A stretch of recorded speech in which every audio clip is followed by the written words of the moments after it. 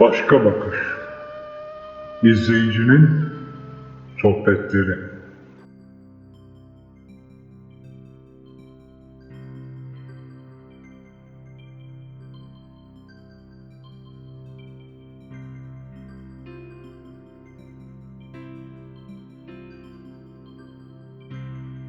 Sabit gündemin dışına itilen konulara, gizli tertiplere, yani yabancı deyişlerle konspirasyonlar ve komplolar, elle dokunamadığımız varoluş ve fikirlere, yani ezoterizm ve gizlenmiş tarih gibi alanlara meraklı dinleyicilere selamlarımı sunuyorum.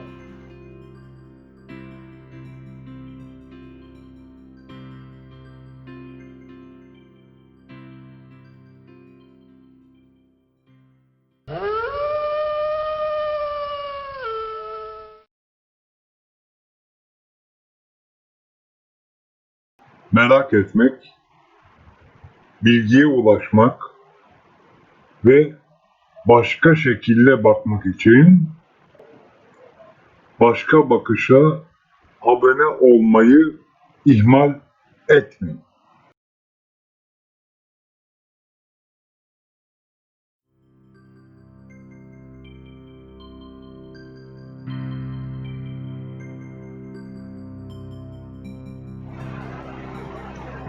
İkinci bölüm. Ayasofya binası ve kampüsü hakkında tarihçe. Sohbetimizin ikinci bölümüne geldik. Şimdi çok kısaca Ayasofya'nın tarihçesine bakacağız. Çok kısaca diyorum çünkü asıl ezoterik kısımları merak ettiğinizi biliyorum. Onun için üçüncü bölümü beklemeniz gerekecek. Maddeler halinde tarihçeye geçip ilgili maddelerin eğer varsa ezoterik açıklamalarını üçüncü bölüme bırakıyorum. Bina ve yerleşkenin tarihçesi. 1.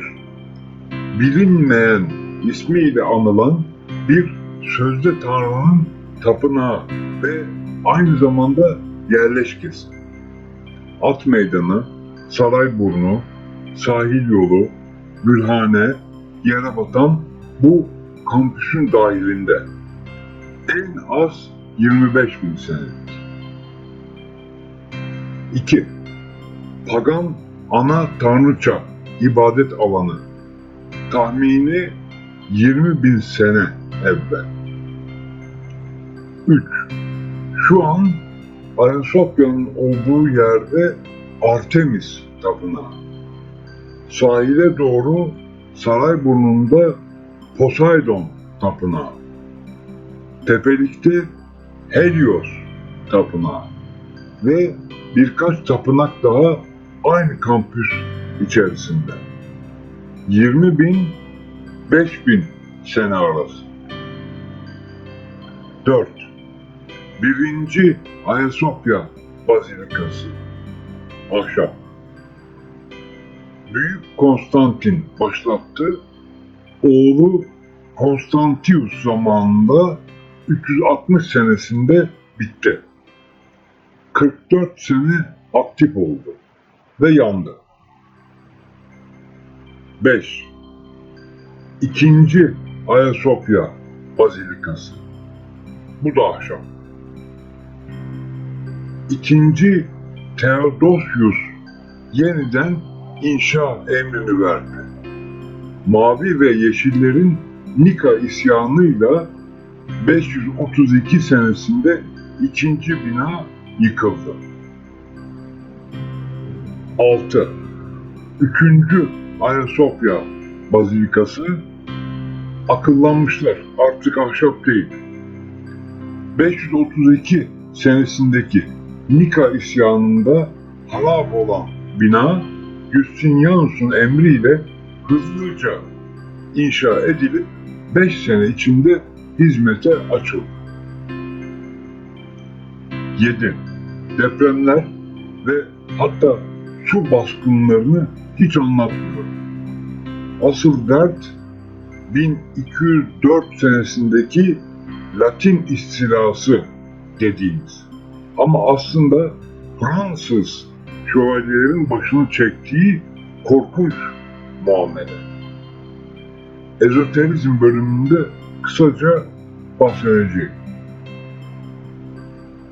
8.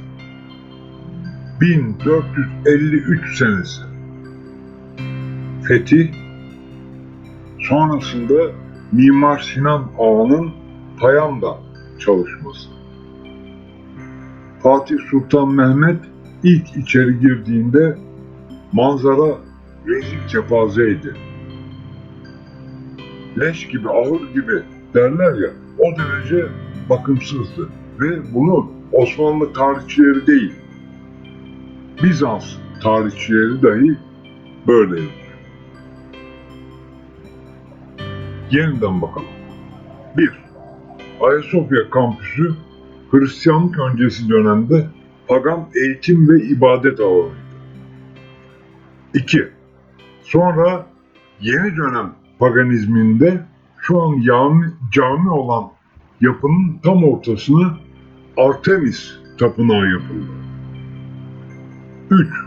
Aynı noktaya çeşitli yıkımlar yüzünden 3 kere kilise kuruldu. 4. Kiliseden camiye dönüştürüldü. 5. İstanbul'da Osmanlı Devleti'nin ilk üniversitesi onun külliyesinde kuruldu. Hatta Süleymaniye'deki medrese kuruluncaya değil, devlet-i âliye medreseler yani üniversiteler protokolündeki en üst medrese. Parantez açıyorum ve tekrarlıyorum.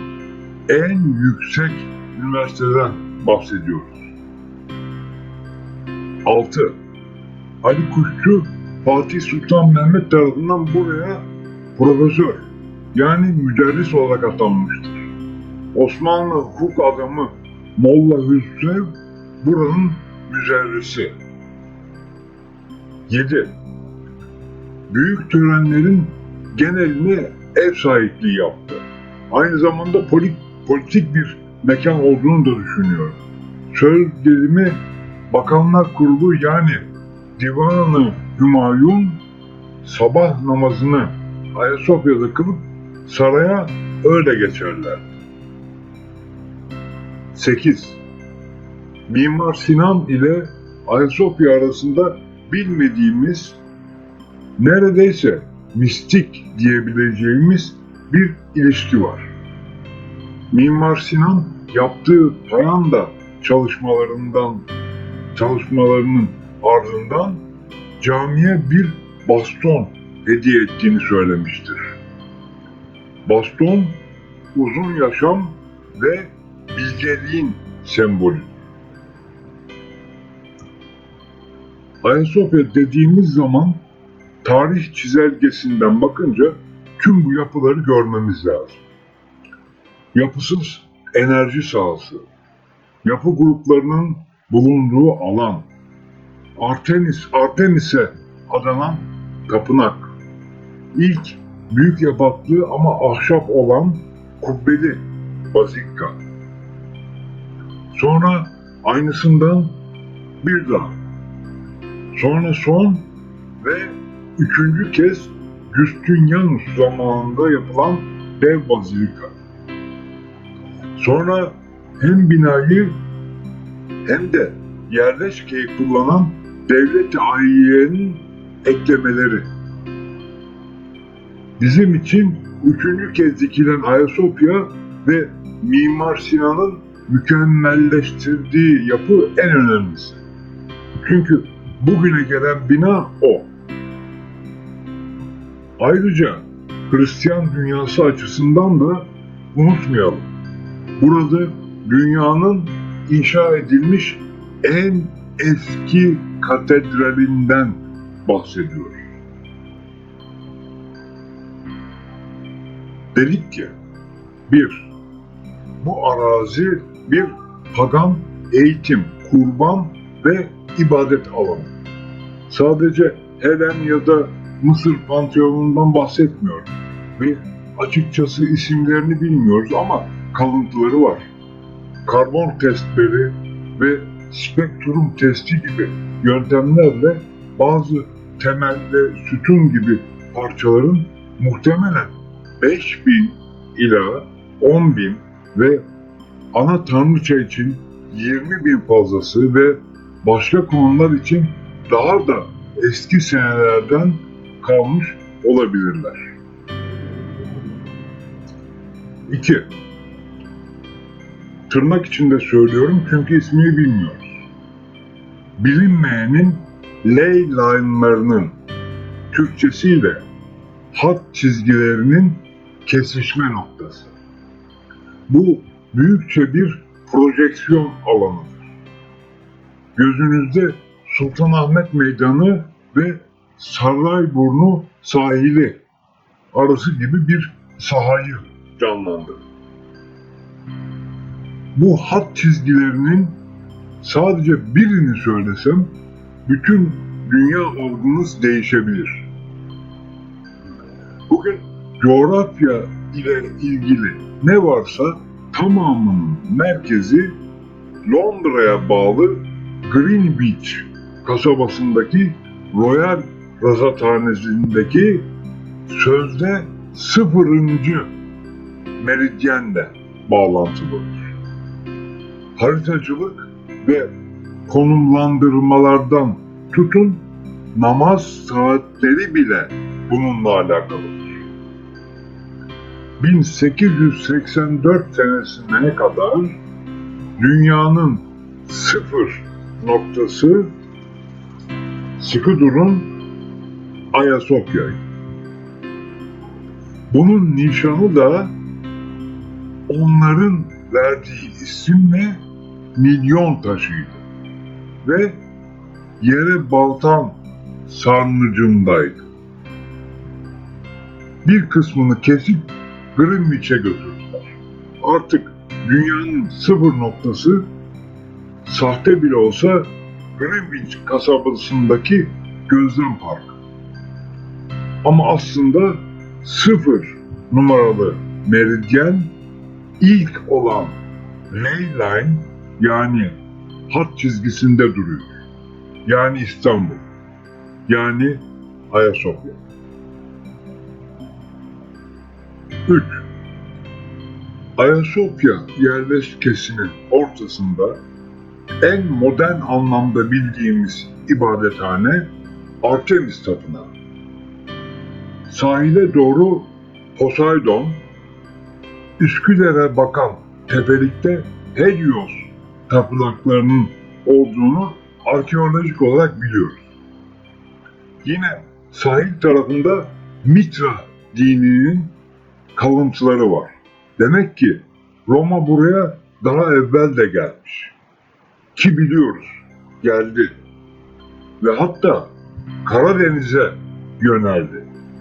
Hatta Doğu Karadeniz'de Delibal denen bir duvara tosladı. Konumuzun dışında olduğu için anlatmıyorum. Konstantin, Körler şehrinin karşısında bir ibadethane görüyor. Baktığı yer adeta bir Diana tapınağı. Gerçekten de Diana tanrıçası Helen'de Artemis ismiyle anılıyor. Anasının zoruyla Hristiyan olmazdan evvel tanrıça Diana'ya meftun zaten. Madem öyle diyor, ben buraya bir kilise yaparım. Peşinen çaktırmadan ismini de belirliyor Diana'ya hatta. Ayasofya yani kutsal bilge. Ama sıkı durun. Doğu Roma halkı ilk başta bu ismi pek umursamıyor. Büyük kilise demişler. Yani Megara Ecclesia. Bunun tarihini biliyoruz. Milattan sonra 360 senesinde faal. 44 sene faal. Sonra isyanlar neticesinde bir yangın çıkıyor ve büyük kilise Ayasofya harabe oluyor. 4. 2. Theodosius aman aman bir Hristiyan olmamasına rağmen bazı sebeplerden dolayı Ayasofya'nın yeniden inşa edilmesi emrini veriyor. Buna 2. Ayasofya diyelim. Ama bunun da ömrü pek uzun olmuyor. Hem politik hem ezoterik amaçlarla inşa edilmiş olan 2. Ayasofya 532 senesindeki Nika isyanında mahvediliyor. 5. Milattan sonra 532 senesindeki Nika isyanı harabe etti ya 2. Ayasofya'yı. İsyanı emrindeki Germen paralı askerler sayesinde çok kanlı bir şekilde bastıran İmparator Justinianus fazla zaman harcamadan yeni ve çok daha ihtişamlı bir yapının emrini verdi. Sanıyorum 537 senesinde tamamlanmış ve 3. Ayasofya hizmete girmiş. Justinianus mabedi açarken kendini adeta Hz. Süleyman ile kıyaslıyor. Artık ahşap olmayan Ayasofya'nın Süleyman mabedinden daha iyi olduğunu düşünüyor ve seni geçtim diyor. 6. Depremler ve yangınlar geçirdi Kutsal Bilge Kilisesi. Restorasyonlarının haddi hesabı yok. Ama en acısını Latin istilası dediğimiz korkunç zamanlarında yaşadı. Güya Hristiyanlık namına Kudüs'ü ele geçirmek için hareket eden Katolik Latinler sadece Ayasofya'yı değil, bütün İstanbul'u mahvettiler. Papalığın temsilcisi Petrus'a bizzat Papa bir mektup yollayarak bu zulme neden seyirci kaldı? Şimdi biz halkı kiliseye nasıl davet edeceğiz diye hesap sormuş. Çok şeyler olmuş 1204 senesinde. Fransız şövalyeler Ayasofya'yı kendi ibadethaneleri olarak kabul etmedikleri gibi bir de olmadık gayri ahlaki durumlara girmişler. Edebim el vermiyor ki neler ettiklerini anlatayım. En hafifi mihrapta dansöz oynatmışlar. Şandanları, oymaları vesaire çalmak için içeri katırlar sokmuşlar. Katırlar. İçinizden bilenler vardır. Katır hayvanı pek de bağırsakları rahat duran bir varlık değil.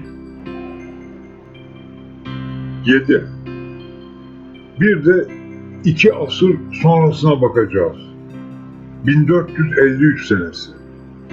Genç padişah 2. Mehmet Ayasofya'nın Latin harfleriyle isminin yazılı olduğu mermeri kırmaya çalışan askerini ikaz etti ve toplanan Rumlara malınız, namusunuz bana emanettir dedi. Ben bunu tapuluğundan sallamıyorum. Bize ait Bizans tarihçileri yazıyor. Ayasofya'nın önünde secdeye kapandı. Yetmedi, yerden toprak aldı, kendi omuzlarına saçtı. Ayasofya, onun başının üzerinde yeri olan. Bazı edepsizler artık anakronizmaya kaçmadan Fatih diyerek çağırabileceğimiz padişah için beyaz atıyla Ayasofya'nın içine girmiş derler.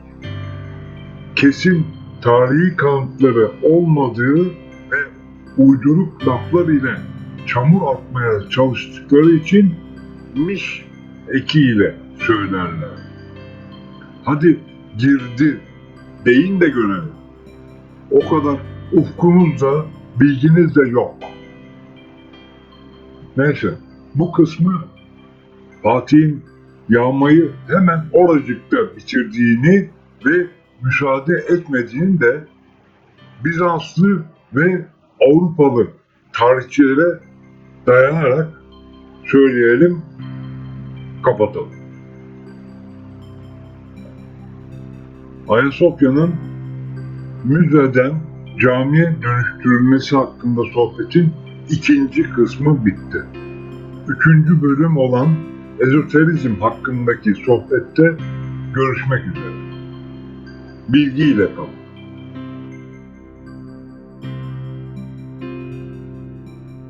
Merak etmek, bilgiye ulaşmak ve başka şekilde bakmak için başka bakışa abone olmayı ihmal etmeyin.